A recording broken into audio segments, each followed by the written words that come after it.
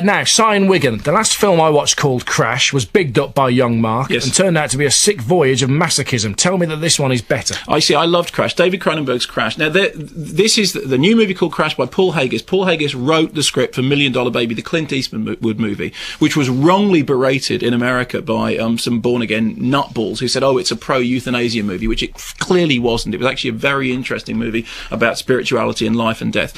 Anyway, Crash, in this new version by Paul Haggis, is about a series of interlocking stories in Los Angeles in which people of different race, creed and colour collide into each other. It begins and ends with a car crash. There are several crashes in between, and there's an opening speech by Don Cheadle, who is one of the people who helped get this thing off the ground, in which Don Cheadle's character, who is a cop, says, the terrible thing is in Los Angeles you never touch anyone. You're always behind metal and glass. And I think the reason that cars prang each other is because we need that physical touch. And the whole of the rest of the film is about the way in which people crisscross, people's lives crisscross. I'm going to play you a very quick clip. This is Sandra Bullock as an uptight, middle-class white woman who has been carjacked earlier on in the evening by two black guys. And what this speech, I think, sets up is what the film tries to do is to speak the unspeakable. Every character says all those things that people don't say in movies anymore, but they're all shown to be as confused and as wrong as each other. Now, basically, that kind of sets up the premise of the film is that, she's white, she sees somebody who's Hispanic, she immediately imagines he's a gangbanger,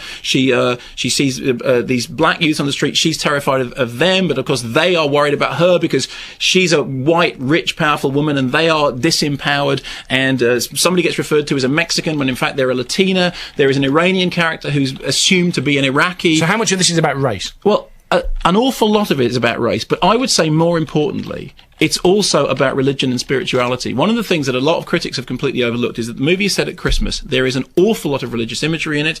There is very important plot devices involving St. Christopher's. There is a lot of talk about angels, and there is one miracle, what appears to be a Christmas miracle in the middle of the film. Now, I've now seen Crash twice, and I've read a lot of sniffy reviews about it. In America, people applauded it and said, it's, great, interesting film about race relations. Over here, the British critics have said, well, it's nothing like as deep as the Americans think it is. I think it is, but not because of the race relations stuff. I think it's a movie about redemption. I think it's a movie that attempts to talk with a human heart about the human soul. I think it will stand the test of time. Second time round, I was even more impressed by it than I was the first time. I know that obviously in order to make these kind of shortcuts, Magnolia-style things work, you have to take a lot of dramatic liberties and you have to make plot contrivances that clearly, aren't naturalistic. But I thought it was a very fine piece of work. And second time round, I thought it was even better. And both times round, I cried. And laughed, because it's very funny. So, your pick of the week is Crash. Crash.